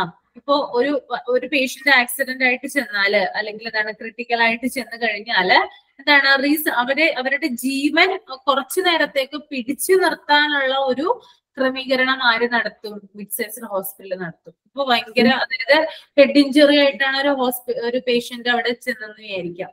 ഹെഡ് ഇഞ്ചുറി ആണ്, അതായത് ഭയങ്കര ഇതായിട്ടുള്ള ക്രിട്ടിക്കൽ ആയിട്ടുള്ള സ്റ്റേജിലാണ് ആ പേഷ്യന്റ് ഉള്ളത്. പേഷ്യന്റിനെ മിഡ് സൈസ്ഡ് ഹോസ്പിറ്റലിലേക്കാണ് ആദ്യം കൊണ്ടുവരുന്നത്. അപ്പൊ പേഷ്യന്റിനെ കൊണ്ടുവന്നു കഴിഞ്ഞാൽ അവർക്ക് അറിയാനായിട്ട് സാധിക്കും, പേഷ്യന്റിനെ നോക്കിക്കഴിഞ്ഞാൽ ഈ പേഷ്യന്റിന് എന്താണ് ഇവരുടെ അവസ്ഥ എന്നുള്ളത്. അപ്പൊ പേഷ്യന്റ് ആവശ്യമായിട്ടുള്ള എന്താണ് ഫസ്റ്റ് എയ്ഡ് കൊടുക്കാന്ന് പറയില്ലേ, അങ്ങനെയുള്ള കാര്യങ്ങള് ആ പേഷ്യന്റ് ചെയ്തിട്ട് പെട്ടെന്ന് തന്നെ ആ ഒരു പേഷ്യന്റിനെ വലിയൊരു ഹോസ്പിറ്റലിലേക്ക് റെഫർ ഔട്ട് ചെയ്യാണ് ചെയ്യുന്നത് കേട്ടോ. ഹോസ്പിറ്റലിൽ കൊണ്ടുചെന്ന് കഴിഞ്ഞാൽ എന്ത് ചെയ്യും? വലിയ ഹോസ്പിറ്റലിലേക്ക് റെഫർ ഔട്ട് ചെയ്യാണ് ചെയ്യുന്നത്. അപ്പൊ അയാളുടെ ജീവൻ കുറച്ചു നേരത്തേക്ക് പിടിച്ചു നിർത്താനുള്ള ഒരു കാര്യങ്ങളൊക്കെ ആര് ചെയ്യുന്നുണ്ട്? ഈ ഒരു ഹോസ്പിറ്റലില് ചെയ്യുന്നുണ്ട്. അതാണ് ഇവിടെ പറയുന്നത് reasonable level of emergency and intensive care ഇവര് കൊടുക്കുന്നുണ്ട്. ഇനി വേറെ പറയുന്നത് non clinical service such as food service, laundry, house keeping etcetera are usually outsourced in A mid sized hospital.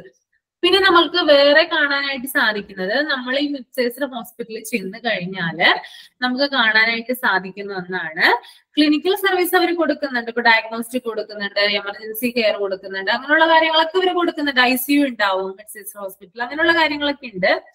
അതും കൂടാതെ നോൺ ക്ലിനിക്കൽ സർവീസും കൂടി ആര് പ്രൊവൈഡ് ചെയ്യുന്നുണ്ട്? ഈ ഒരു മിഡ് സൈസ്ഡ് ഹോസ്പിറ്റല് പ്രൊവൈഡ് ചെയ്യുന്നുണ്ട്. അതെങ്ങനെയാ? അത് ഫുഡ് സർവീസ് കൊടുക്കുന്നുണ്ട്. ഇപ്പൊ നമുക്ക് കാണാനായിട്ട് സാധിക്കും അവിടെ ചെന്ന് കഴിഞ്ഞാൽ ഉച്ച നേരത്തൊക്കെ എന്താണ് ഭക്ഷണം അവിടെ കൊടുക്കുന്നുണ്ടാവും.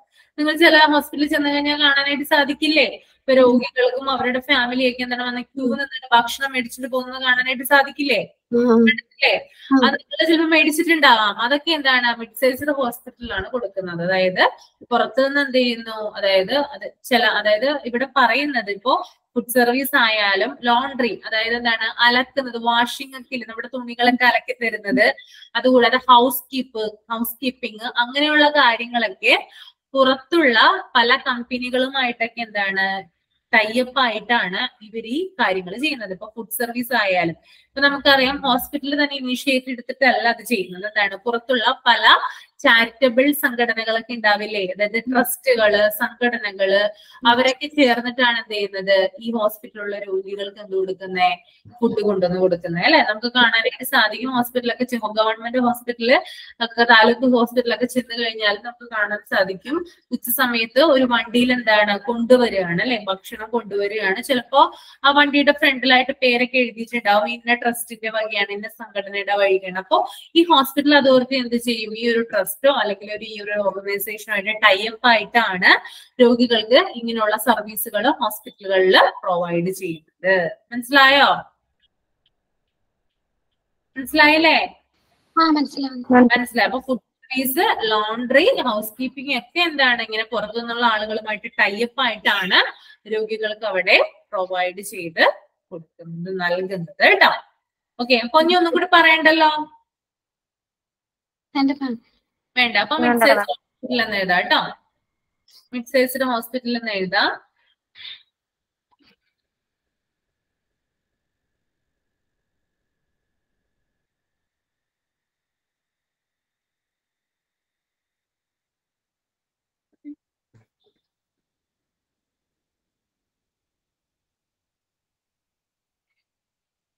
Mid-sized hospitals typically having 30 to 100 beds. Mid-sized hospitals typically having 30 to 100 beds.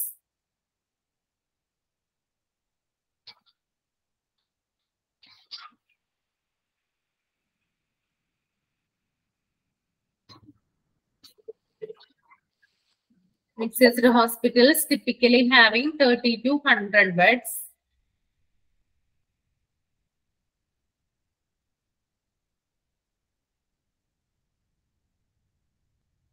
Very popular in India. Very popular in India.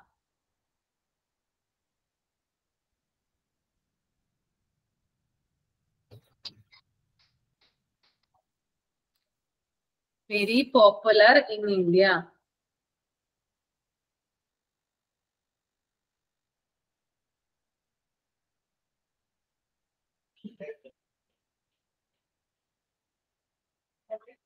The next point is that they have more resources and better equipments.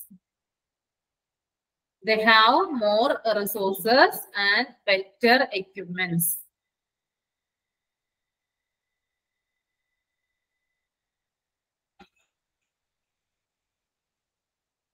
They have more resources and better equipments.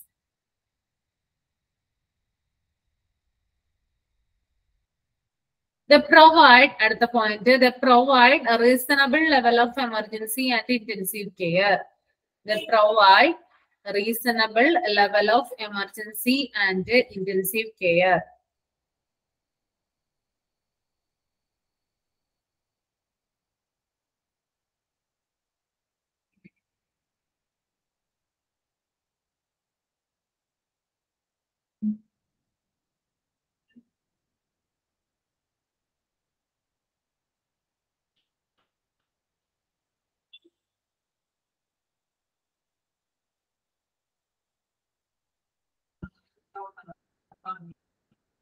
ഇനി അടുത്ത point, non-clinical services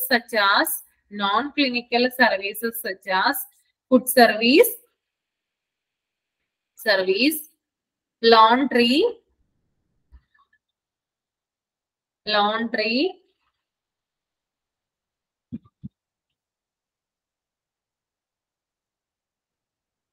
housekeeping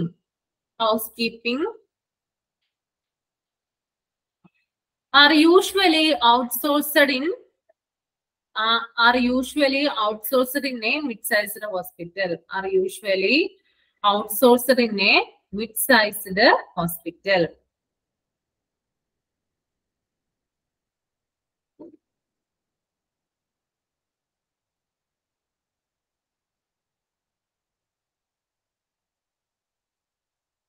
എഴുതിയോ?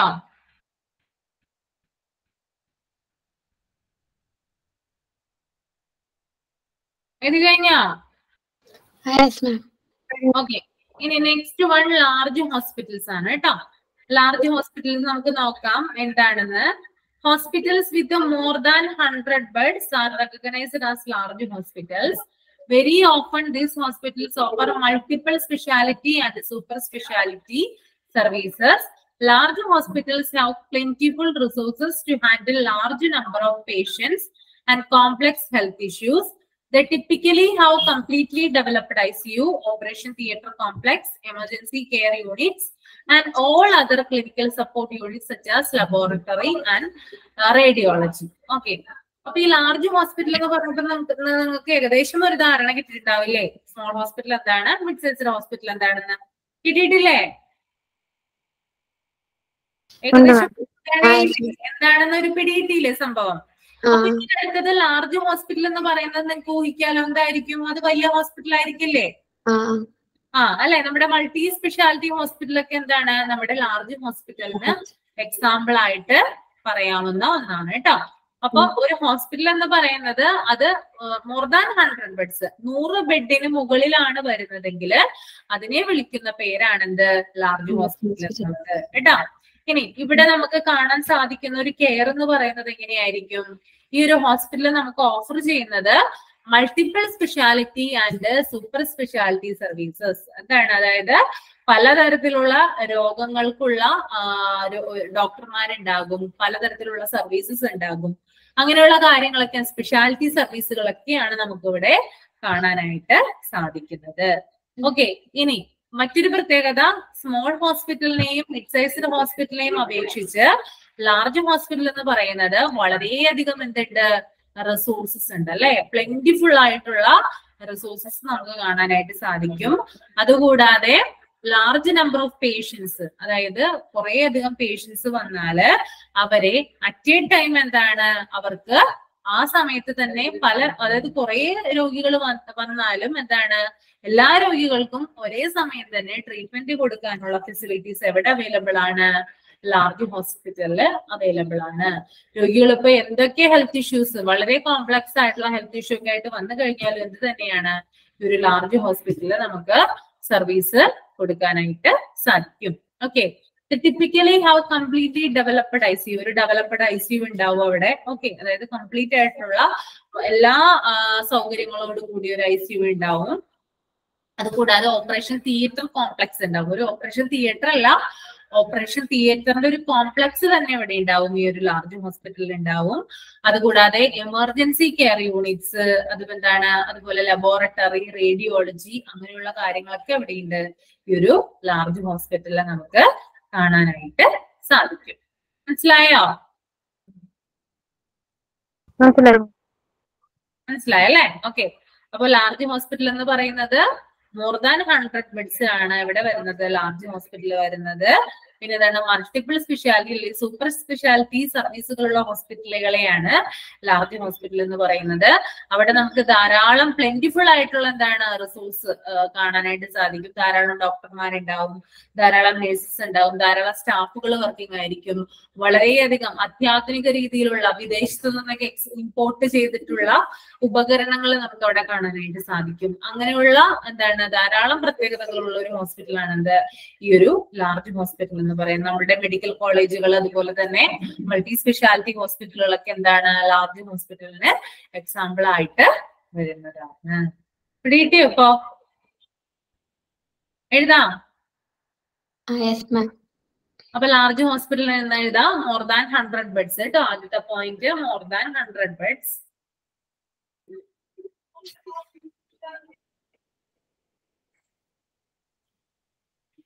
More than 100 beds.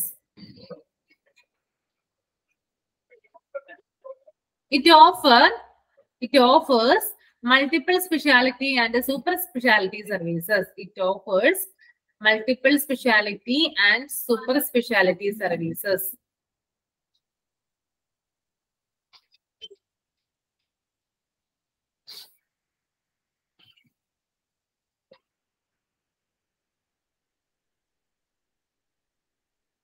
It has plentiful resources. It has plentiful resources.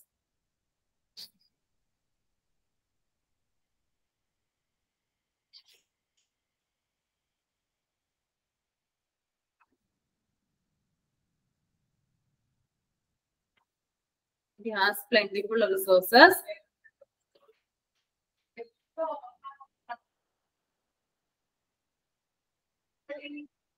They typically have completely developed ICU and operation theatre complex. They typically have completely developed ICU and operation theatre complex.